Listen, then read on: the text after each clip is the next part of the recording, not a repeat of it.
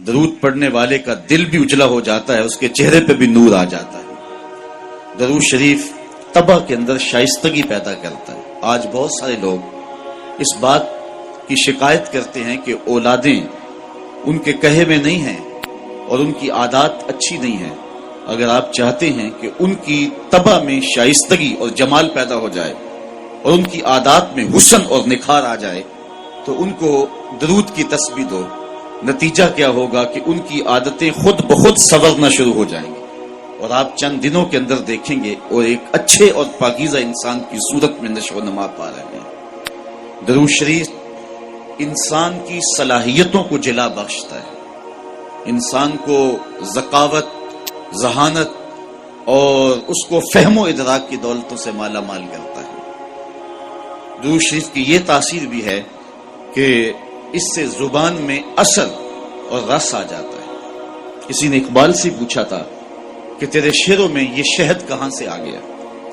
جو سخنور ہیں وہ جانتے ہیں کہ غالب کو اقبال سے بڑا شاعر سمجھا گیا ہے، جو حسن اور جو معاملہ بندی تغزل میں اور تراکیب کے استعمال میں جو حسن وہاں پایا جاتا ہے وہ اسی کا جو ہے وہ خاصہ ہے، لیکن جو عزت، جو تکریم اور جو شان اقبال کا مقسوم ہوئی وہ غالب کا مقدر نہ ہو سکے۔ تو یہ بات کسی نے اقبال سے ہی پوچھا، یہ بات پوچھی کہ حضرت یہ بات سمجھ میں نہیں آتی کہ آپ کے شعروں میں اثر اور شیرینی کہاں سے آئی؟ تو اقبال نے جو جواب دیا وہ سننے کے قابل ہے۔ کہنے لگے کہ میں نے 1.25 کروڑ مرتبہ حضور پہ درود پڑھا ہے، تو اگر حضور پہ درود و سلام پڑھو گے تو تمہارے لہجے میں رس پیدا ہو جائے گا، تمہارے انداز میں مٹھاس پیدا ہو جائے گی اور تمہاری گفتگو کے اندر شہد گل جائے گا اور تمہاری باتوں کی خوشبو پھیلتی چلی جائے گی۔ درود شریف کی بہت بڑی فضیلت یہ ہے کہ درود پڑھنے والا سب سے زیادہ حضور کی قربت پانے والا ہوتا ہے۔ آقا کریم نے فرمایا قیامت کے دن میرے سب سے نیڑے وہ ہوگا جو سب سے زیادہ میرے اوپر درود پڑھنے والا ہو۔ اور اس دور موجود کے اندر درود ہی تو شناخت ہے اہل حق کی، یہی تو شناخت اور پہچان ہے اہل حق کی۔ امام سخاوی نے القول البدیع کے اندر لکھا کہ حضرت امام زین العابدین رضی اللہ تعالی عنہ سے کسی نے سوال کیا، حضرت جب کثرت سے ترک اور فرق ہو جائیں گے تو زمانے میں اہل حق کو پہچاننے کا راستہ کیا ہوگا؟ جب ہر شخص اپنی طرف کھینچ رہا ہو اور قرآن و حدیث سے دلائل فراہم کر رہا ہو، ایک عام آدمی تو سمجھ نہیں پاتا کہ حق پہ کون ہے اور باطل پہ کون ہے۔ ہر شخص تو قرآن کی بولی بول رہا ہے، ہر لفظ کی، ہر شخص کی زبان پر تو حدیث رسول کا وظیفہ ہے، اور 72-73 لوگ ایک آدمی کو کھینچ رہے ہیں۔ کبھی آپ نے لاری اڈے پہ دیکھا ہے جو کنڈکٹر حال کرتے ہیں سواری کا، ایک بچہ کھینچ کے لے گیا، دوسرا سامان کھینچ کے لے گیا، تیسرے نے خاتون کو بازو سے پکڑا ہے اور اپنی بس کی جانب کھینچ رہا ہے، تو بعض خواتین غصے میں آتی ہے اور کہتی ہے ہم نے کہیں بھی نہیں جانا، حالانکہ جانا تو کہیں ہوتا ہے، لیکن اتنے لوگ اپنی جانب اس انداز سے بلا رہے ہوتے ہیں کہ سر چکرا جاتا ہے۔ اس طرح لوگ اپنی اپنی جانب دعوت دے رہے ہیں، آواز دے رہے ہیں، بلا رہے ہیں، مختلف ڈھنگ اور مختلف طریقے۔ اس نے مہربانی کی امام زین العابدین سے پوچھا، حضرت جب فرق اور ترک مختلف ہو جائیں گے تو حق کو پہچاننا کس طرح سے ہوگا؟ تو حضرت امام زین العابدین نے جو جواب دیا وہ بڑا خوبصورت تھا اور واضح لفظوں میں صریح جواب تھا۔ فرمانے لگے جو اہل السنہ ہوں گے وہ حق کی راہوں کے مسافر ہوں گے۔ سائل نے دوسرا سوال پوچھا، اگر بہت سارے لوگ اسی عنوان کے ساتھ موجود ہوں، اسی ٹائٹل کے ساتھ ہوں، تو ان میں سے پھر اصلی سنی کو پہچاننے کا طریقہ کیا ہے؟ تو سنو امام زین العابدین نے جواب کیا ملا، جواب کیا دیا، آپ کے سینے میں ٹھنڈ پڑ جائے گی اور یہاں آپ آئے ہیں تو آپ کو اپنے پہ ناز ہوگا۔ حضرت امام زین العابدین فرمانے لگے من علامات اہل سنہ کثرت الصلاۃ علی رسول اللہ صلی اللہ علیہ وسلم، اہل سنت کی علامتوں میں سے ایک نشانی یہ ہے کہ وہ کثرت کے ساتھ حضور پہ درود پڑھنے والے ہوں۔ آج ہمیں بطور تانا کہا جاتا ہے یہ درودیے ہیں، میں کہتا ہوں تم تو تانا دیتے ہو، ہم اس کو اپنے لیے تمغہ اعزاز سمجھتے ہیں، چونکہ درودیہ ہونا اعزاز ہے، ہم درودیے ہیں، بارودیے تو نہیں ہیں۔ تو حضور علیہ السلام پر کثرت سے درود و سلام پڑھنا یہ حب رسول کو سینوں میں پیدا کرنے کا مؤثر ترین ذریعہ ہے۔ دوسری بات، اپنی نسل کو، اپنی اولاد کو، آنے والی نسل نو کو حضور علیہ السلام کے فضائل و مناقب اور حضور کی عظمتوں کے باب سکھاؤ، تاکہ ان کے سینوں کے اندر حضور علیہ السلام کا پیار پیدا ہو۔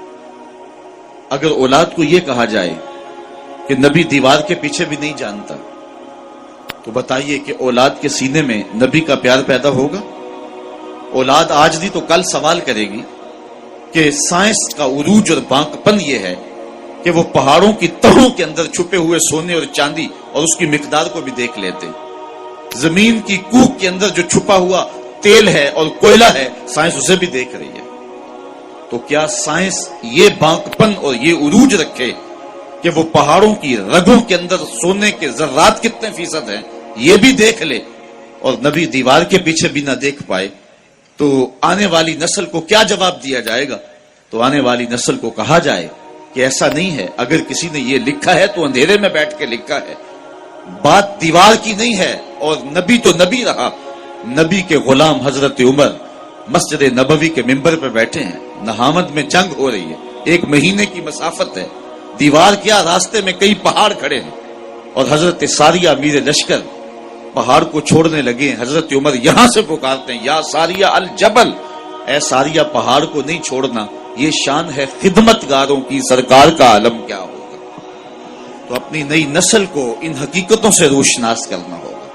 آج کے زمانے میں اگر آپ اپنی نسل کو یہ کہیں کہ نبی کسی چیز کا اختیار نہیں رکھتا، تو آج ہم سے نسل نو سوال کر سکتی ہے کہ انسان کے اختیارات تو کراں تا بکراں پھیل گئے ہیں۔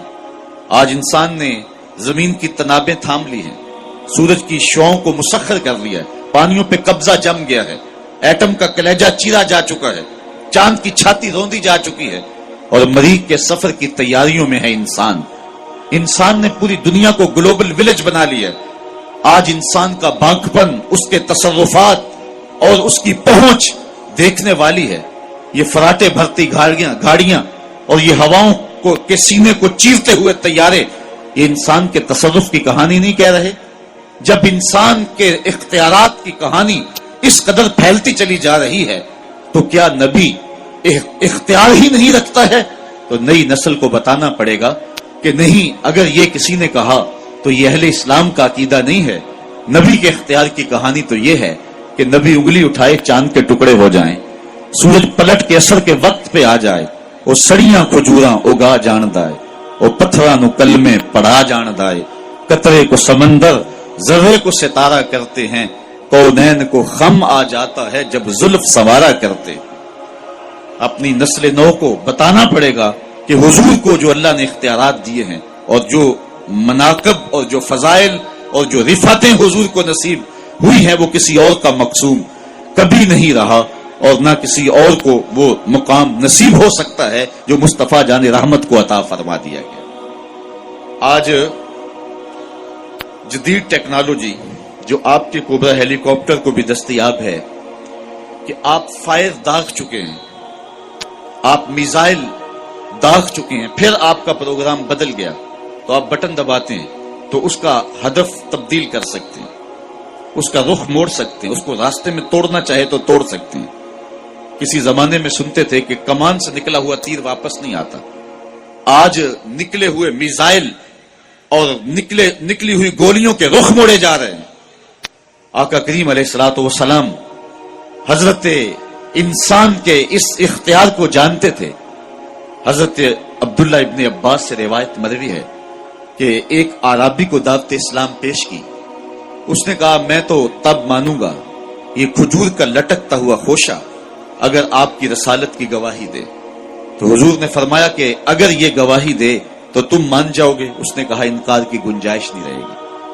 تو آقا کریم علیہ السلام نے اشارہ کیا، وہ گچھا ٹوٹ کے حضور کے قدموں میں آ گیا، رسالت مصطفیٰ کی گواہی دی، اب انکار کی کوئی گنجائش نہیں تھی، اس کے لبوں پہ کلمہ جاری ہو گیا۔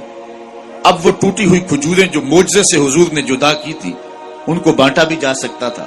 صحابہ ساری زندگی فخر کرتے کہ ہم نے معجزے سے توڑی ہوئی کھجوریں کھائی ہیں، اس صحابی کو مرحمت کر دی جاتی، ایمان کی خوشی میں بانٹ سکتے ہو۔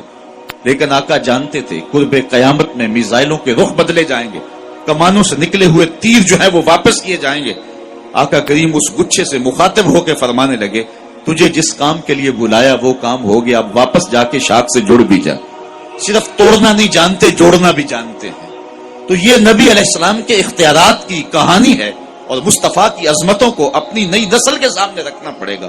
حضور کے فضائل ان کے سامنے رکھنے پڑیں گے, حضور کے مراتب ان کو بیان کرنے پڑیں گے, تاکہ ان کے سینے کے اندر حضور علیہ السلام کا پیار اور حضور علیہ السلام کا احترام پیدا ہو.